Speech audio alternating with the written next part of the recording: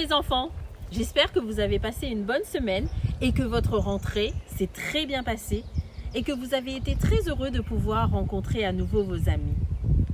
Aujourd'hui, nous allons parler d'éducation. Vous allez me dire, mais qu'est-ce que c'est que l'éducation?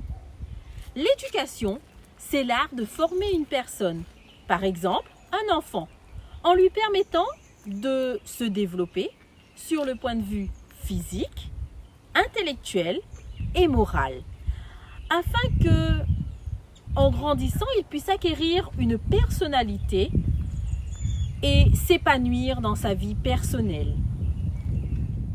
Le monde s'effondre. Un professeur d'université en Afrique du Sud a écrit pour ses étudiants un texte plein de sagesse et l'afficha à l'entrée de la faculté. Voici en partie le contenu de ce message. Pour détruire une nation, on n'a nullement besoin d'armes atomiques ou de missiles, mais seulement de réduire la qualité de son éducation et permettre aux étudiants de tricher. Ainsi, le malade mourra dans les mains d'un médecin qui a réussi par tricherie. Les maisons s'écrouleront dans la main d'un ingénieur qui a réussi par fraude. On perdra beaucoup de fonds dans la main d'un comptable arrivé par fraude.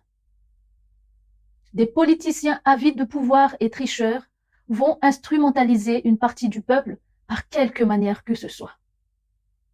Ainsi, un militaire ou un soldat qui a triché va fuir le combat et mettre son pays en danger. La religion s'éteindra dans la main des théologiens qui ont réussi par la fraude. La justice s'envolera dans la main de magistrats qui ont réussi grâce à la fraude. L'ignorance se répandra parmi la jeune génération dans la main d'enseignants qui ont réussi par fraude. Alors vous l'aurez compris, la chute de l'éducation est inévitablement la chute de la nation. Aujourd'hui, nous avons encore la possibilité d'apprendre et la liberté d'apprendre. Apprendre, ce n'est pas uniquement aller à l'école. Apprendre, c'est aussi pouvoir profiter de tout ce que nous avons autour de nous pour nous enrichir et nous développer.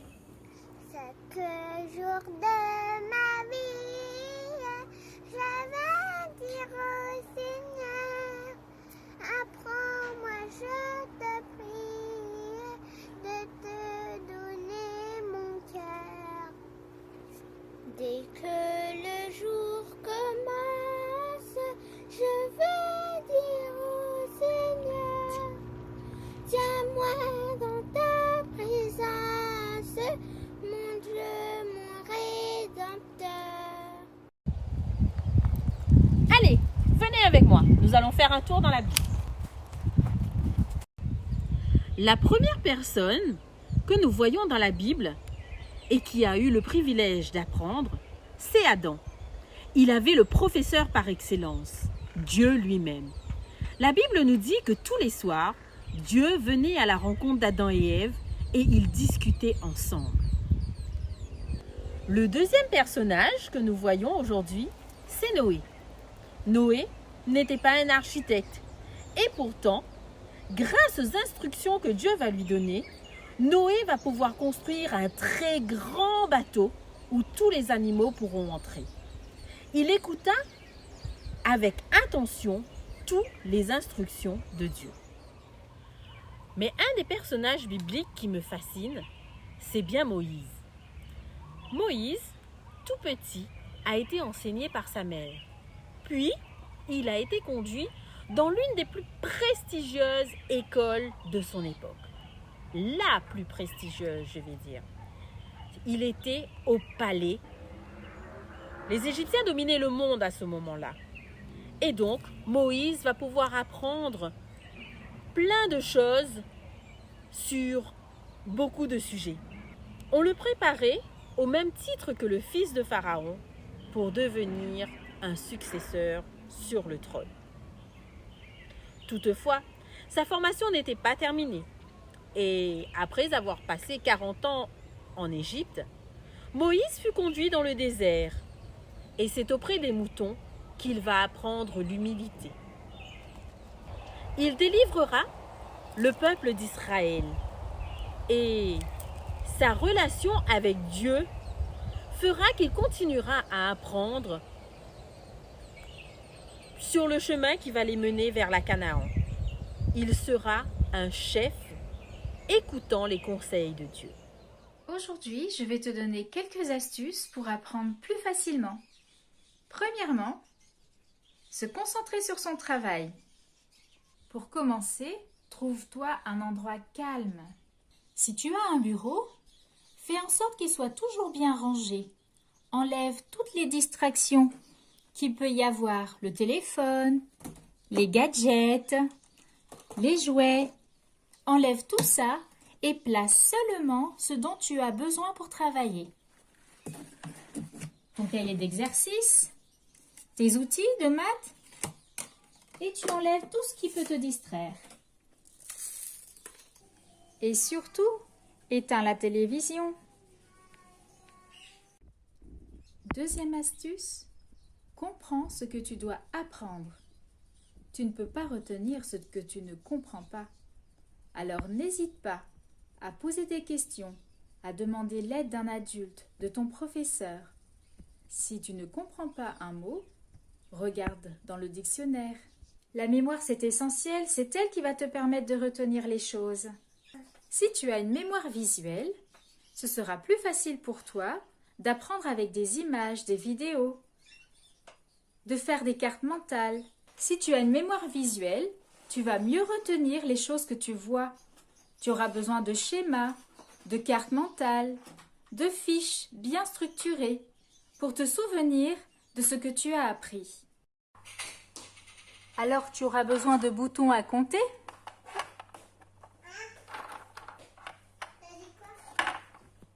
Si tu as une mémoire auditive, tu retiens mieux ce que tu entends. Alors prends un magnétophone et enregistre ce que tu dois apprendre, ta poésie, tes tables de multiplication. Ensuite, réécoute ton enregistrement régulièrement. Si tu as une mémoire kinesthésique, tu as besoin de bouger, de manipuler et d'expérimenter les choses. Ce sera plus facile pour toi de les comprendre et de les apprendre. Alors, tu auras besoin de matériel pour toucher, observer, fabriquer, des puzzles. Tout cela va t'aider à apprendre plus vite. Et c'est aussi plus amusant. Tu peux activer ta mémoire kinesthésique lorsque tu fabriques cette cocotte. Cette cocotte te permettra d'apprendre le résultat de tes multiplications. Ici, c'est la table de 7. Joue avec tes parents ou avec des amis. Tu écris le résultat dans le carré central et ici, dans le triangle, tu mettras la multiplication. Ainsi, lorsque tu vas jouer, tu vas bouger tes doigts, regarder plusieurs fois les résultats, ce qui te permettra de les retenir.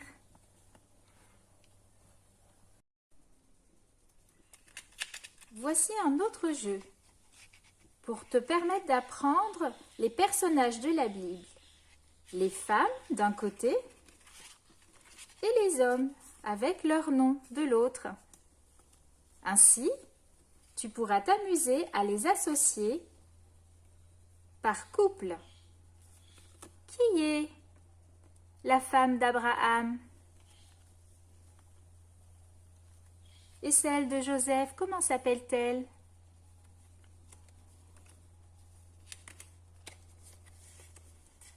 Utilise ta Bible pour retrouver le nom des personnages. Écris le nom des femmes sur des petites cartes d'un côté. Ensuite, le nom des hommes, de leur mari, sur des petites cartes d'un autre côté. Ensuite, amuse-toi à les associer. Séphora, c'est la femme de Moïse.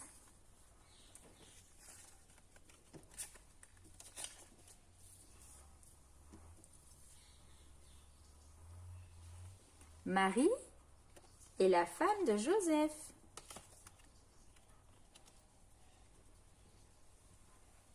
Ce jeu va t'aider à mieux les connaître, ces personnages. Derrière, tu peux aussi écrire des informations sur le personnage, où est-ce qu'il habite, ce qu'il a fait, qui sont ses parents. Troisième astuce, utilise plusieurs façons d'apprendre pour la même notion. Troisième astuce, utilise la manière la plus facile d'apprendre pour toi.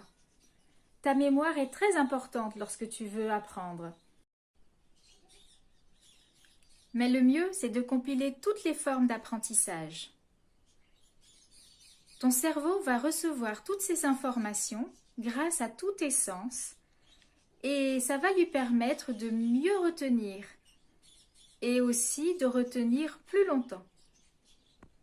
Quatrième astuce, tu as besoin d'un bon rythme de vie.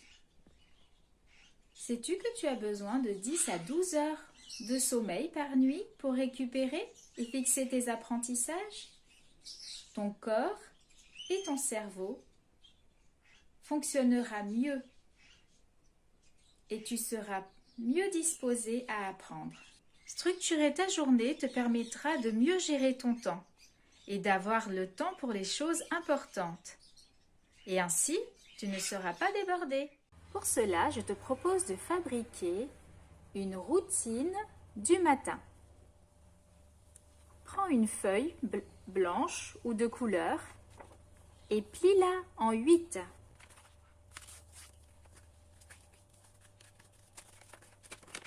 Découpe le long des traits.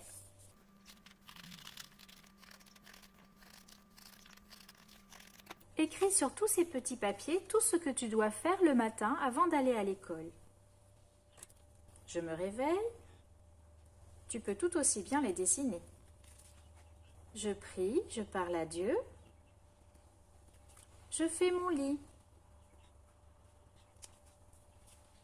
Je fais ma toilette. Je prends mon petit déjeuner.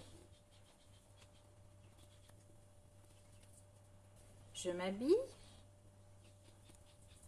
et je me brosse les dents. Je mets mes chaussures et je pars pour l'école. Est-ce que j'ai oublié quelque chose? Si je n'ai rien oublié, j'organise tous mes petits papiers dans l'ordre que je veux les effectuer. Ainsi, je n'oublierai rien et je ne serai pas en retard.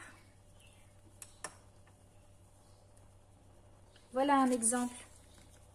Tu peux prendre des images sur Internet pour les illustrer et tu les colles sur une colonne de papier. Tu peux aussi mettre les horaires à laquelle tu dois te réveiller pour effectuer tout cela. Tu peux aussi faire la même chose pour la routine du soir. Ainsi, ta journée sera bien structurée et organisée. Nous n'apprenons pas toujours dans les conditions que nous le désirons. Pensez à Daniel. Certes, lui aussi, il a été dans une école très prestigieuse. Une école qui était même au sein du palais. Mais nous voyons que Daniel avait été capturé. Il avait été enlevé de son pays, emmené dans un pays étranger. Il a dû apprendre une autre langue, s'habituer à d'autres coutumes et manger une autre nourriture. Il a appris aussi beaucoup de choses sur l'astronomie et bien d'autres sciences que les Babyloniens maîtrisaient. Et nous voyons que tout cela, Daniel les a appris de manière très consciencieuse. Et grâce à cela, il devint l'un des plus grands conseillers au service du roi de Babylone. Vous connaissez peut-être David. David est ce petit berger qui se trouvait dans le pâturage loin de la ville. Et dans ce pâturage, auprès des moutons, c'est là que David va apprendre. David, pour moi, était à la plus belle des écoles, l'école de la nature. Vous savez, la nature a beaucoup de choses à nous apprendre. Lorsque nous regardons les animaux, nous avons beaucoup à retirer d'eux. Étant à l'écoute et comptant sur son Dieu, David devint le plus grand roi d'Israël. Et la Bible nous dit même que David était un homme selon le cœur de Dieu. Le dernier personnage que je voudrais vous parler ce matin, c'est Jésus. Jésus a fait l'école à la maison. C'est sur les genoux de sa maman qu'il a appris tout ce qu'il pouvait apprendre. Il a appris non seulement sur la nature, mais il a appris aussi à connaître son Père céleste et à lui obéir. Jésus avait une grande mission à accomplir, la mission de sauver l'humanité. Et c'est une mission qu'il a réussi et qu'il a accomplie avec succès, grâce à la communion qu'il avait avec son Père céleste. Pour un bon apprentissage, nous devons avoir de bons enseignants. Ce sont nos parents, nos professeurs à l'école, ce sont nos monitrices ou nos moniteurs de l'école du sabbat, ce sont les membres d'église par moment, ou même les membres de notre famille ou nos amis. Aussi, pour tout ce que nous apprenons, nous devons les remercier. Les remercier pour d'être là afin de nous accorder ce savoir.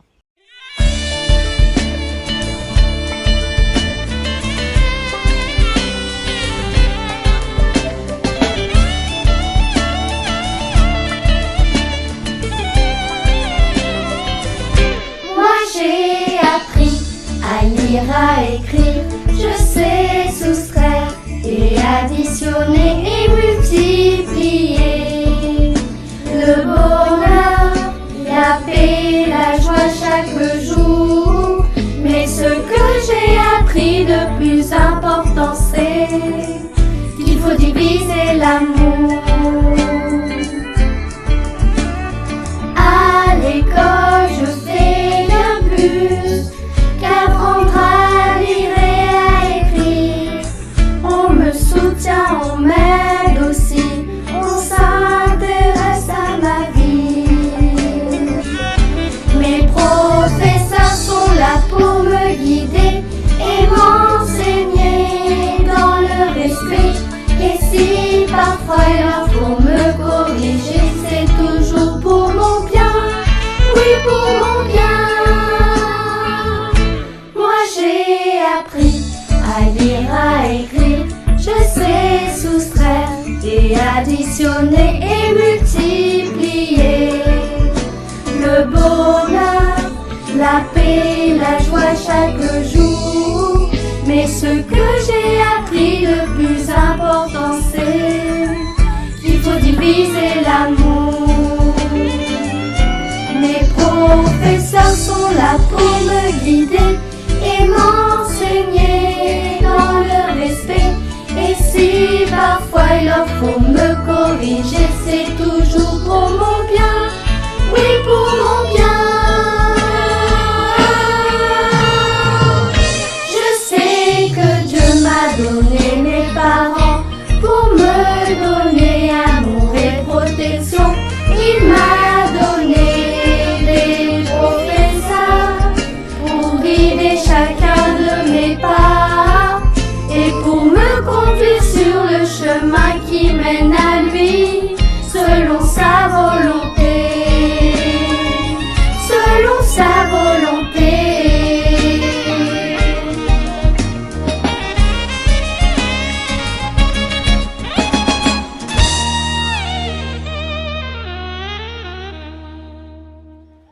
Une manière de remercier toutes ces personnes qui nous entourent et d'apprendre encore plus pendant que nous avons le temps et l'occasion d'apprendre. Nous pouvons apprendre des versets bibliques, des chants de louanges. Nous pouvons apprendre des choses sur la nature, sur les animaux, sur les étoiles. Ou nous pouvons aussi apprendre plein d'autres choses. Dieu attend de chacun d'entre nous que nous soyons la tête et non la queue. Tout comme il avait une mission pour Noé, David, Daniel, et comme lui-même il avait une mission à accomplir, Dieu aussi a une mission pour toi et pour moi. Ce que Dieu attend de toi et de moi, c'est que nous devenions des citoyens pour le ciel. Dieu veut que tu sois un enfant religieux, parce que cet enfant est un enfant qui est capable d'aimer Dieu et d'aimer ses semblables. En tant qu'enfant, il faut que tu apportes ton savoir et ton savoir-faire pour le mettre au service de Dieu et au service des autres. Mais tu vas me dire que tu es encore petit et qu'est-ce que tu peux faire? Qu'est-ce que tu peux faire le sabbat matin à l'église pour Jésus? Tu peux aider pour passer les offrandes. Tu peux aider à ranger les chaises. Tu peux aider à confectionner un bouquet. Tu peux aussi chanter ou faire la lecture de la Bible. Toutes ces choses que tu fais de tout ton cœur pour Jésus sera alors une bénédiction non seulement pour toi, mais aussi pour les autres. Te souviens-tu de la définition initiale de l'éducation? L'éducation, c'est l'art de former une personne, spécialement un enfant, en développant ses qualités physiques, intellectuelles et morales, afin de faire de lui un enfant qui puisse s'épanouir dans sa vie.